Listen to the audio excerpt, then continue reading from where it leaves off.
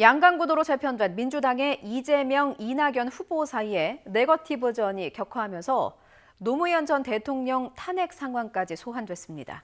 이 지사는 당시 사진 자료를 봐도 이 전 대표가 탄핵에 가담한 것이라고 주장했고, 이 전 대표 측은 민주당 적통 후보를 흔들기 위한 부당한 네거티브라며 반발했습니다. 차정윤 기자입니다. 이재명 경기지사가 공약 후퇴 지적을 받았던 기본소득 정책의 재정비를 마치고 구체적인 청사진을 제시했습니다. 임기 안에 청년에게는 한 해 200만 원, 나머지 전 국민에는 100만 원씩 주자는 내용입니다. 이낙연 전 대표에 대한 공세는 수위를 한층 더 높였습니다.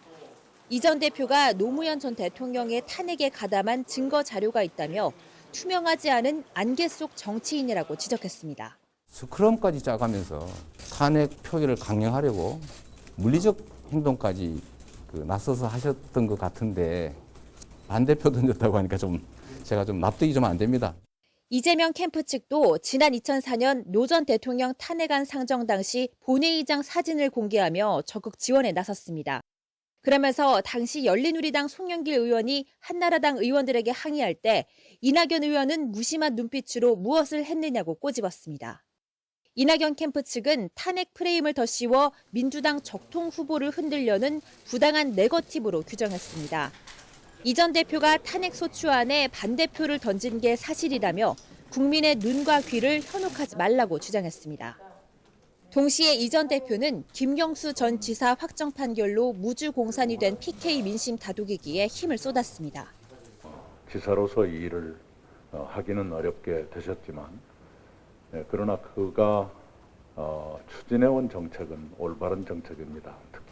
그런 가덕신공항의 개항과 메가시티 건설이 활발하게 진행되기를 바라고 저희들도. 다른 후보들도 노 전 대통령 탄핵 이슈에 대해 각자의 입장을 밝히며 존재감 부각에 집중했습니다. 정세균 전 총리는 자신은 탄핵 저지를 위해 의장석을 지켰다며 적통성을 더욱 강조했습니다. 저는 의장석을 지켰습니다. 탄핵을 저지하기 위해서 정말 가진 노력을 다했죠. 그런데 이제 그 당시에 이낙연 후보는 다른 정당에 있었지 않습니까?